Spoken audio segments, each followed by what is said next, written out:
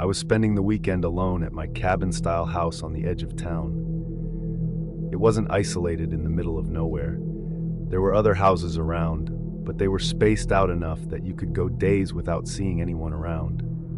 I never got visitors like solicitors or neighbors.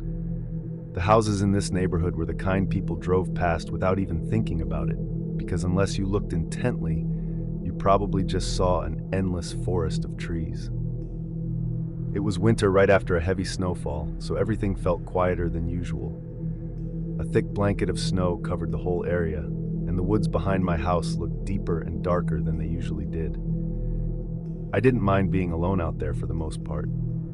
The house was cozy with lots of big windows, a stone fireplace, and just overall that nice cabin feeling. It was the whole reason I moved there. The first night, nothing weird happened until I stayed up watching YouTube videos in the living room, kind of half asleep by midnight.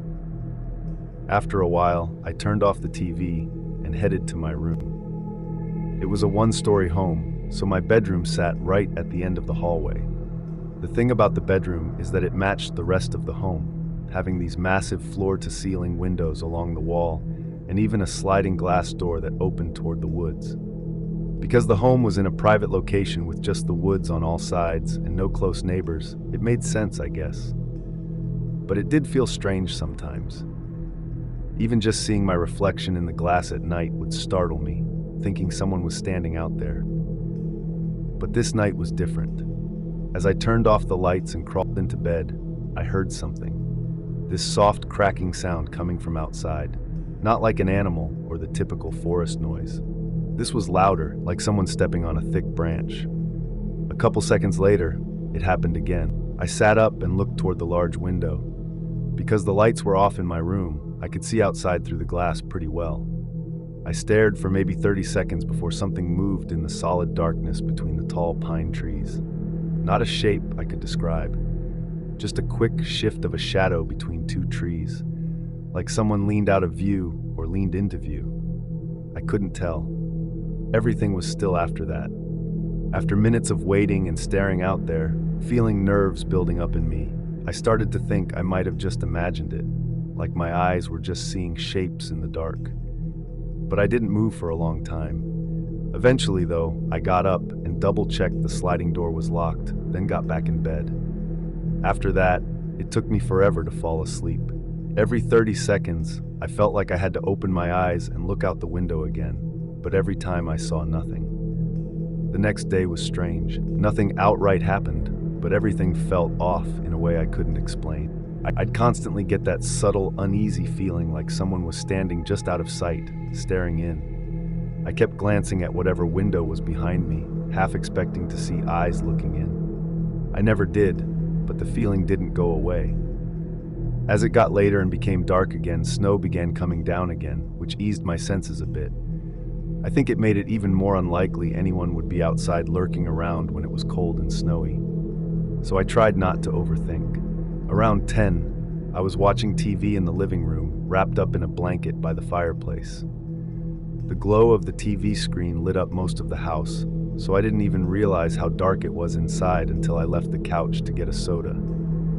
And as I walked through the main hallway, I noticed the light in the far room, the small den with bookshelves, was off.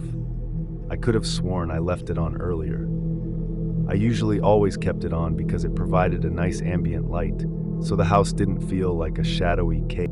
I went over and quickly flipped the light back on, figuring nothing of it and getting my soda and sitting back down. I was maybe back on the couch for a minute, having just unpaused the TV when I happened to glance over my shoulder. I wasn't even trying to check anything. It was just one of those automatic glances you do for no reason. But the light in the room was off again. I could feel the blood rush from my face.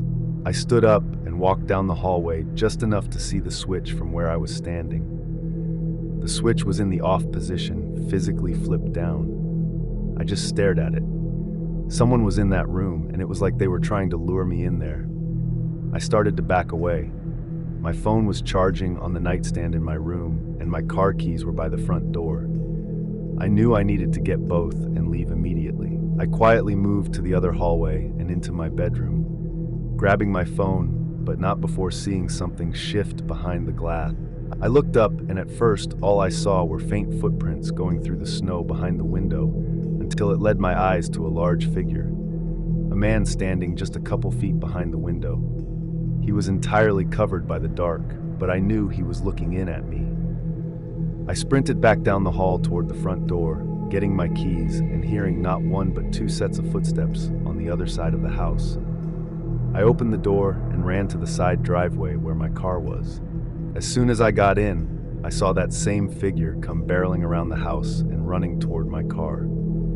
I turned it on and fled for the main road, seeing his figure standing where my car just came from and watching me drive away. It took a little over 30 minutes for officers to arrive on my property. What they found was horrifying. Multiple windows were shattered, and the whole house looked like it had been destroyed on the inside. Doors and cabinets ripped from their hinges, furniture flipped over, and dents and tears in the walls. I told the police that I'd heard two people inside and saw one man outside, but the condition they left the house in, it was impossible to know how the two got in quietly while I was at home all day. I stayed in a hotel for weeks after that, getting the house repaired and putting it up for sale. I couldn't get over the feeling of knowing three people had been stalking me for who knows how long. And had I not escaped, I can't even imagine the horrible, disturbing things that would have happened that night. Even now I have nightmares of me in that hallway, walking toward the room with the light off, knowing what was waiting for me just outside of view of the doorway. Story 2 by Colin M. My name is Noah, and I'm 36. I'm going to have to run you through a bit of backstory just to give context for why I live where I do. 2 years before this happened, me and my wife broke up just a few months after buying a house together. It wasn't a bad breakup, and we technically didn't divorce until months later. But I digress. The house we bought was massive, like way too big for even the both of us. But it was supposed to be something we could grow into and maybe have kids and dogs and whatever in the future. After we split ways, it was left for me to figure out whether to sell it for a loss or just continue living in it. I chose to stay. So I lived alone in that house for 2 whole years. I told myself I'd find a way to use the space. Like, since I worked from home, maybe I'd use a room for my office and then have a workout room and a bedroom all separate so that it wasn't all that empty. But I never really got around to it. The entire huge house was mostly left hollow and vacant. If you opened a random door, there's a good chance nothing would be behind it but a dusty, unused room. I wouldn't even go into half the rooms for months at a time. I didn't mind it too much, but occasionally I'd get that uneasy feeling of being alone in a giant empty house that mixed with just overall loneliness. I finally decided to do something I'd been wanting to do for years and adopt a dog from a shelter. That's when all of this started. I found a small 8-month-old puppy named Piper. She was a beagle, and I picked her up after work from a shelter about 3 hours away from me. So by the time I'd gotten home, it was around 8 p.m. I let her roam around the yard for a bit, then showed her inside to let her explore her new home. In the shelter, Piper was very excited and happy and energetic, and even on the car ride home. But as soon as I let her inside, she became very timid. I thought she was just unfamiliar with the home, and all the change was making her anxious, so I didn't think too much into it. I left her alone to explore and sat on the couch to give her space. She spent all but 2 minutes walking around before jumping up on the couch with me, huddling up right on my lap. She almost seemed afraid of something, but again, I had every reason to believe it was all just normal behavior of a new pup moving into a new home. Later, I brought her upstairs and we went to bed. In the morning, everything seemed a little better. She followed me around while I made breakfast and coffee, then sat below my office desk while I worked for the day. However, a few hours in, she got up and walked toward the doorway, standing halfway in the hall, looking very alert. Then, after a few seconds, she fully left the room, and I could hear her nails clicking on the floor, walking down the hallway toward the staircase. I thought she finally felt comfortable enough to look around. So I left her alone and kept working. I want to say 10 minutes went by when suddenly she started barking like crazy from somewhere downstairs. I jumped up from the desk and quickly hurried through the hallway and down the steps, still with her barks echoing all throughout the home down every corridor, making it hard to even tell where she was. I called out her name and moved through all the rooms before finding her. Strangely, Piper was standing right in the middle of one of the empty rooms downstairs, like she was just standing looking at the wall and barking. Once she saw me, she hurried over and stood right next to me, tail down and looking nervously at the empty room. I walked in and there was nothing to look at or make sense of. It was entirely empty. I tried to calm her down, picking her up and closing the door to the room. I brought her back upstairs to the office, and after a few minutes, I continued working. Rest of that day, not much happened. When I finished work, I took her for a walk around the area. Then we spent the night watching TV, going upstairs and getting in bed at 10. But in the middle of the night, I woke up. Not to a noise or anything, I guess just a feeling. I sat up and saw Piper standing right up to the bedroom door, her ears up and her gaze locked on the gap in the doorway. I called her name, but she didn't move. And honestly, I'm not entirely sure how or why, but I laid back down and fell asleep without a second thought. Can't even believe I managed to now that I'm thinking back on it. I guess I really just thought she was uncomfortable being in a new place. But I woke up in the morning and things seemed to be okay. Piper was up on the bed with me and didn't act strange at all. I got dressed and headed downstairs, letting her outside and doing my typical morning routine. When she came back in, we both headed upstairs to my desk. Just like the day before, she laid down right under my desk while I worked. I made sure to check on her a few times, looking under the desk at her, and every time she was just sleeping, so I kept working. I think it wasn't until almost 6, when I was just about done with work and the sun had mostly gone down, that I looked under my desk again, and she wasn't there. I looked around the room and she was just gone, must have slipped out without me noticing. I closed my laptop and got up, calling Piper's name as I walked into the hallway, but I didn't hear anything. Didn't hear her walking around or barking or anything at all. The house was dead silent. Piper, Piper, where you at? My voice echoed through the house. I felt something unnerving come over me as I started walking down the hall and down to the first floor.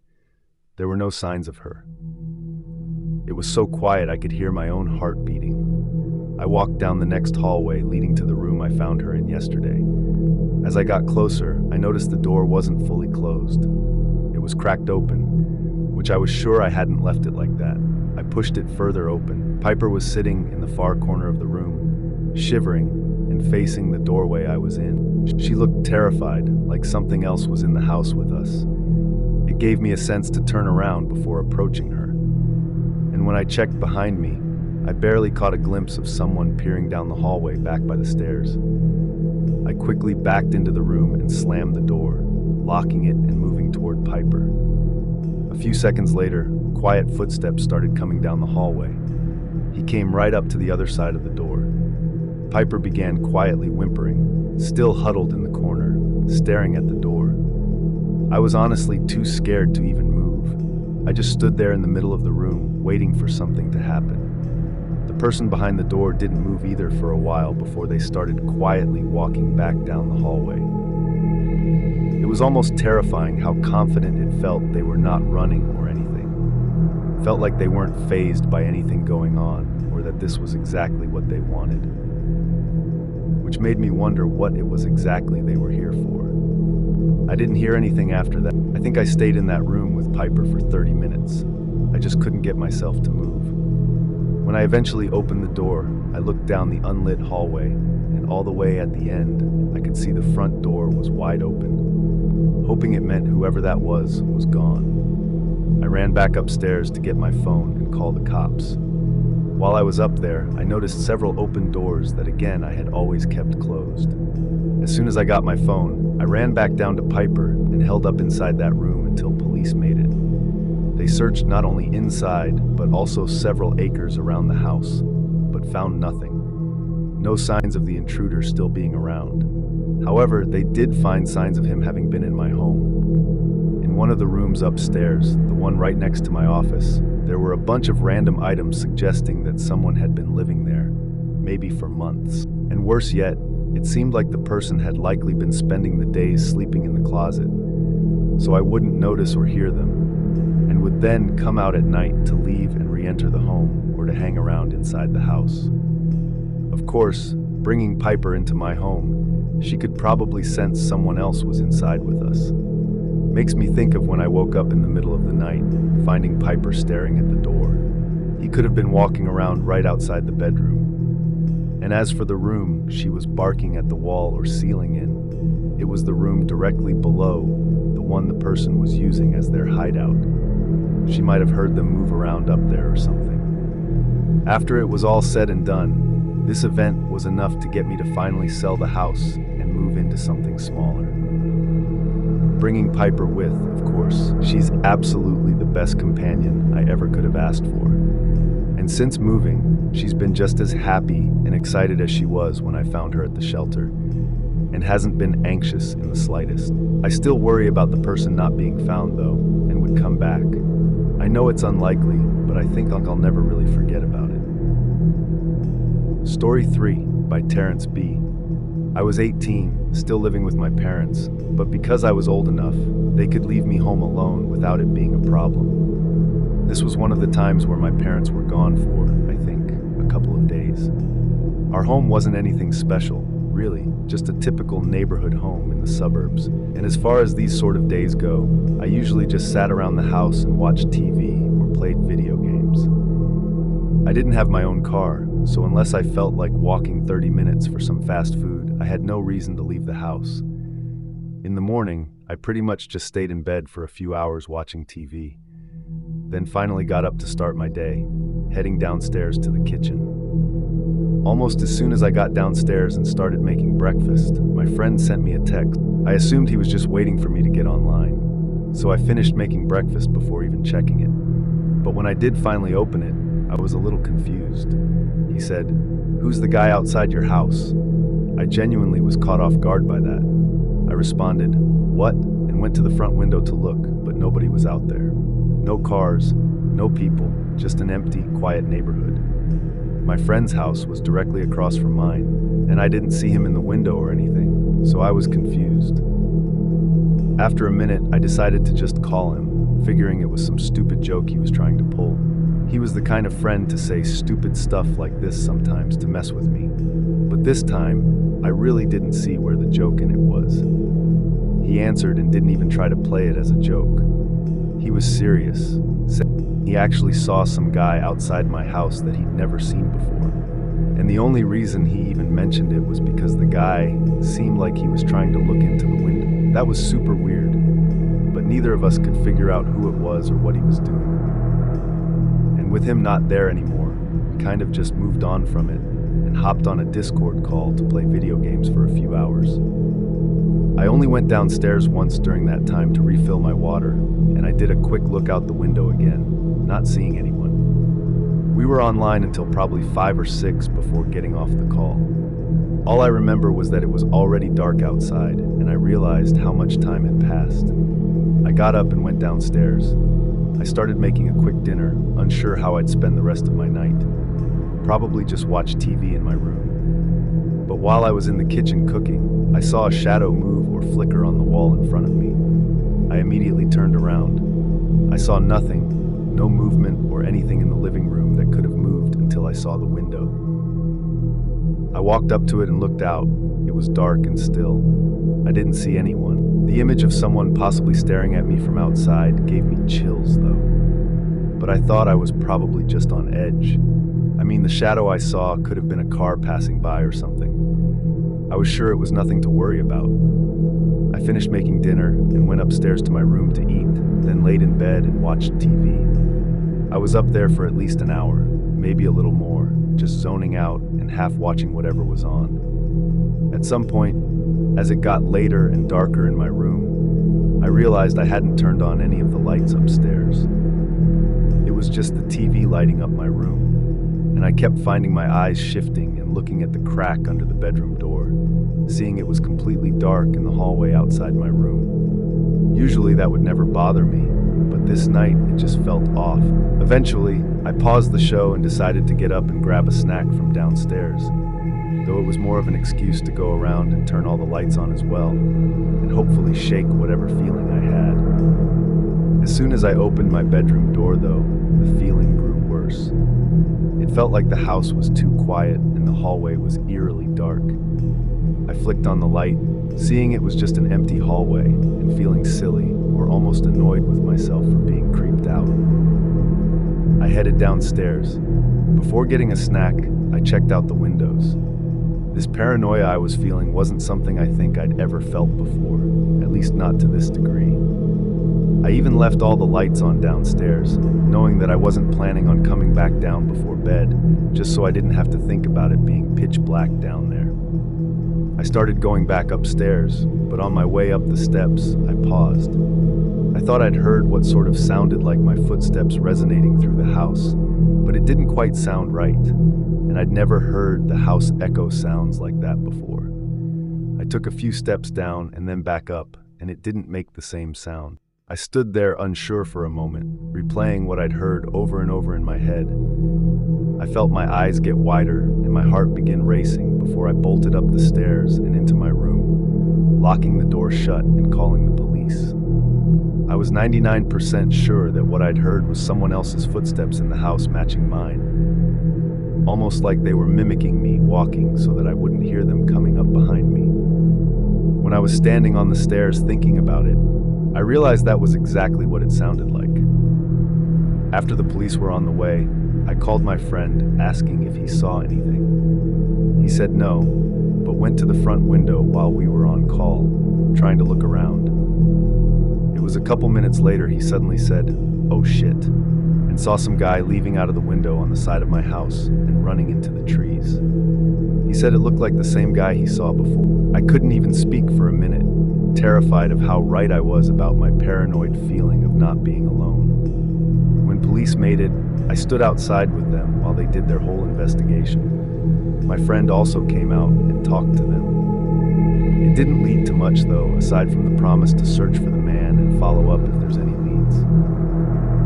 They did, however, compare it to a similar incident from a couple weeks ago in a nearby neighborhood where a kid was also home alone, and some guy was creeping around outside, eventually coming up to the window and trying to convince the kid to let him in. In both cases, though, it isn't really clear what he was plotting. Kidnapping is the obvious answer, but he didn't seem to have a car, so dragging a kid kicking and screaming out of a house didn't seem likely to me. I don't know what was going to happen that night, and I never found out because the guy is still out there, probably still creeping around and stalking someone without them knowing it.